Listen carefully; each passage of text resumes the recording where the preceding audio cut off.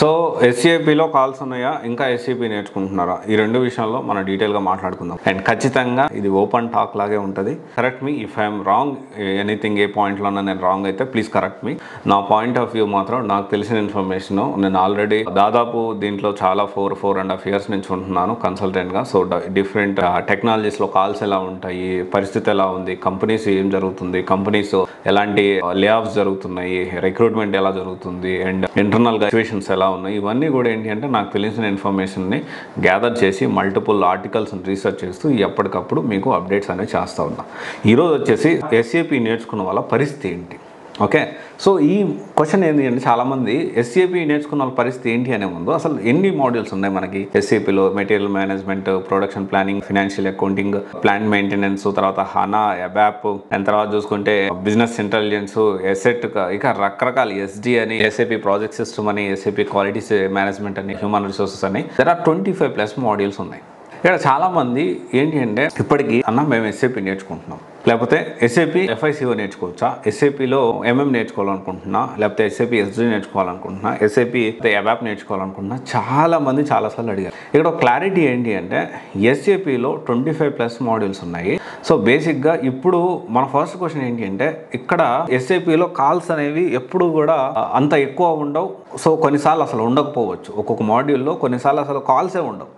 This is the harsh reality. ఇప్పుడు ఇనిషియల్గా చాలామంది ఏం చేస్తారంటే ఎస్ఏపిలో ఎప్పుడూ కూడా పర్టికులర్ టాప్ ఇన్స్టిట్యూట్స్ అని మాట్లాడుకోవడానికి లేదండి. ఎందుకు అంటే ఎస్ఏపిలో ఎప్పుడు కూడాను ఇన్స్టిట్యూట్స్ కాకుండా ఇండివిజువల్ పర్సన్స్ ఎక్కువ టీచ్ చేస్తూ ఉంటారు. ఎందుకంటే వాళ్ళు ఏదో వర్క్ చేస్తూ ఉంటారు, వాళ్ళ ఎక్స్ కంపెనీలో వర్క్ చేస్తూ ఉంటే వాళ్ళు ఏం చేస్తారంటే వాళ్ళ కంపెనీ రిక్వైర్మెంట్, తెలిసిన వాటి రిక్వైర్మెంట్ ఉంటే అది దీంట్లో బాగుంది కదా, దీంట్లో నేను ట్రైన్ చేస్తానని చెప్పి ఒక 10 మందిని 15 మందిని తీసుకొని వాళ్ళందరికీ జాబులు ఇప్పించడం జరుగుతుంది, ఇప్పిస్తారు కూడా. కానీ ఇక్కడ ఏంటి అంటే ఇప్పించిన తర్వాత వాళ్ళు మళ్ళీ కంపెనీ మారాలంటే కాల్స్ అనేవి ఉండాలి మార్కెట్లో.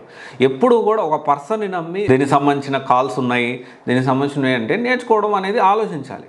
ఒకవేళ అతను ఇప్పటికిప్పుడు అతను జాబ్లు ఇప్పించినా ఫర్దర్గా ఓపెన్ మార్కెట్లో దీని వాల్యూ ఎంత, దీనికి ఎలా ఉంటుంది, దీని ఫ్యూచర్ ఎలా ఉంటుంది, నెక్స్ట్ 5 to 10 years ఎలా ఉంటుంది అనే విషయం మనం ఖచ్చితంగా ఆలోచించుకోవాలి. ఎస్ఏపి నేర్చుకున్న వాళ్ళ పరిస్థితి ఏంటి, ఎస్ఏపి నేర్చుకున్న ఏ మాడ్యూల్ నేర్చుకున్నారో కూడా చాలా ఇంపార్టెంట్. ప్రతి మాడ్యూల్ని మీరు చాలా డెప్త్గా ఎనాలిసిస్ చేయాలి. ఇంకొక విషయం వచ్చేసి ఏంటి అంటే ఎస్ఏపిలో మనం నేర్చుకున్న ఏదైతే ఉందో, ఏదైతే మాడ్యూల్ నేర్చుకున్నామో దానికి సంబంధించి మనకి ప్రాపర్ రిసోర్సెస్ అనేవి కూడా, లేకపోతే ప్రాపర్ కోచింగ్ కానీ ప్రాపర్ రిసోర్సెస్ కానీ దొరకడం అనేది చాలా కష్టమైన విషయం.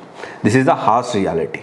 అండ్ ఇక్కడ ఏంటి అంటే ఇలాంటి విషయంలో ఎస్ఏపి మాడ్యూల్స్లో అసలు మీరు ఏ ఇన్స్టిట్యూట్లో జాయిన్ అవ్వాలనుకుంటున్నారు, ఒకవేళ మీరు ఆల్రెడీ నేర్చుకుంటే ఏ మాడ్యూల్ నేర్చుకున్నారో, ఎక్కడ నేర్చుకున్నారు, దాన్ని బట్టి మీరు కమెంట్ చేస్తే దాని గురించి మనము ఇన్ డీటెయిల్గా మాడ్యూల్ వైజ్ ఏ ఇన్స్టిట్యూట్ బాగుంది, మనం ఎలా దాన్ని ముందుకు తీసుకెళ్ళచ్చు, లేకపోతే ఎస్ఏపి నేర్చుకున్న వాళ్ళ పరిస్థితి ఆల్రెడీ నేర్చుకున్న మాడ్యూల్ ఏదైతే కాల్స్ లేకపోతే దానికి కూడా నేను క్లియర్గా ఎక్స్ప్లెయిన్ చేయడానికి ప్రయత్నం చేస్తాను.